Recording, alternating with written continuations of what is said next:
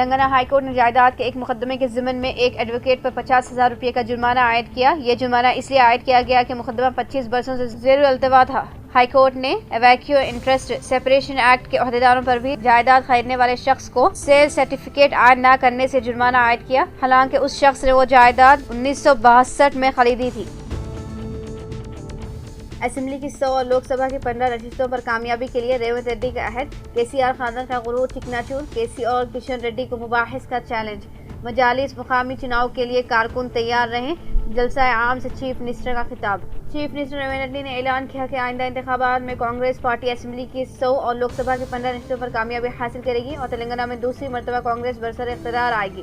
Lal Bahadur stadium میں جلسہ عام سے خطاب کرتے ہوئے ریونت ریڈی نے AICC قائدین کی موجودگی میں اس بات کا عہد کیا کہ وہ 100 نشستوں کے ساتھ تلنگانہ کانگریس کو دوبارہ برسر اقتدار لانے کی ذمہ داری قبول کرتے ہیں۔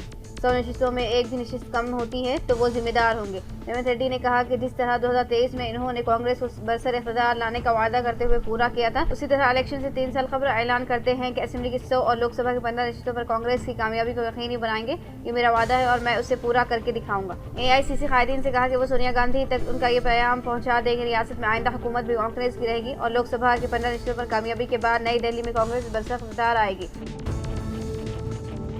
تلنگانہ کے سابق چیف منسٹر KCR کو ہسپتال سے ڈسچارج کر دیا گیا۔ 3 جولائی کی رات انہیں کمزوری اور تھکاوٹ کی شکایت پر یشودا ہاسپٹل سماجی گوڑا میں شریک کیا گیا تھا اور طبی مقاصد سے پتہ چلا تھا کہ ان کے خون میں شوگر کی سطح بڑھ گئی ہے اور سوڈیم کی سطح کم ہو گئی ہے، چنانچہ ڈاکٹروں نے انہیں آبزرویشن میں رکھتے ہوئے علاج کیا۔ یشودا ہاسپٹل کی جانب سے جاری کردہ بیان میں کہا گیا کہ اب KCR کی حالت نارمل ہے۔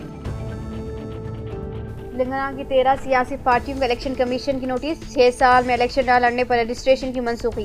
چیف الیکٹورل آفیسر تلنگانہ ریاست کی 13 سیاسی جماعتوں کو نوٹس جاری کرتے ہوئے ان کے رجسٹریشن کی منسوخی کے بارے میں وضاحت طلب کی ہے۔ الیکشن کمیشن نے ایسی سیاسی پارٹیوں کے خلاف کارروائی کا آغاز کیا ہے جنہوں نے گزشتہ 6 برسوں میں کسی بھی الیکشن میں حصہ نہیں لیا۔ ایسی پارٹیوں کے رجسٹریشن منسوخ کرنے کی کارروائی شروع کی جا رہی ہے۔ الیکشن کمیشن سے سیاسی پارٹیوں کا موقف حاصل کرنے کے باوجود انتخابات میں حصہ نہ لینے پر ان کا رجسٹریشن منسوخ کرتے ہوئے سیاسی پارٹیوں کی فہرست سے نام خارج کیا جا سکتا ہے۔ چیف الیکٹورل آفیسر نے تلنگانہ کی 13 سیاسی پارٹیوں کو وجہ نمائی نوٹس جاری کیے۔ ڈسٹرکٹ الیکشن آفیسر اور ضلع کلکٹرز کو نوٹس حوالہ کرنے کی ذمہ داری دی گئی ہے۔ چیف الیکٹورل آفیسر اس سلسلے میں 10 جولائی تک الیکشن کمیشن کو رپورٹ روانہ کریں گے۔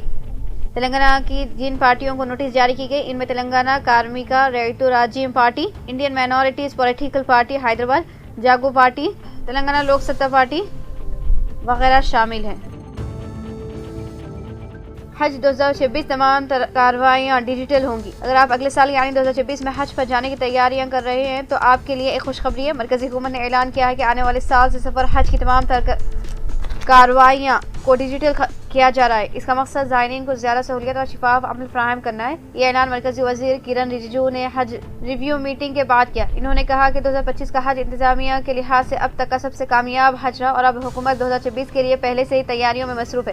ان کا کہنا تھا کہ حکومت حج پر جانے والے تمام افراد کو بہتر سہولیات فراہم کرنے کے لیے پابند عہد ہے۔ کرن رجیجو نے مزید کہا کہ اگلے ہفتے کے اندر 2026 حج کے لیے حج پورٹل کا آغاز کیا جائے گا۔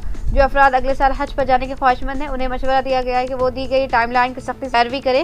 انہوں نے یہ بھی واضح کیا کہ اگر کسی زائر کی عمر 65 سال سے زیادہ ہے تو اس کے ساتھ کسی قریبی شخص کے رشتہ دار کا جانا لازمی ہوگا تاکہ وہ دوران سفر بہتر دیکھ بھال کر سکے۔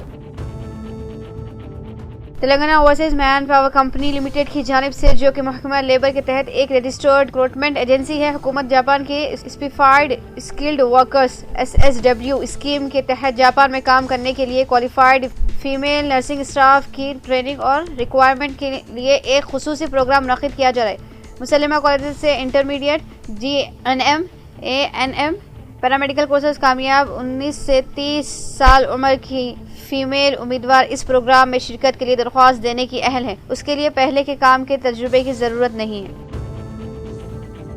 متھرا میں کرشنا جنم بھومی اور شاہی عیدگاہ مسجد کے بارے میں جاری قانون کشاکش میں الہ آباد ہائی کورٹ نے جمعے کو ہندو فریق کی عرضی مسترد کر دی کہ شاہی عیدگاہ مسجد کو متنازعہ ڈھانچہ قرار دیا جائے۔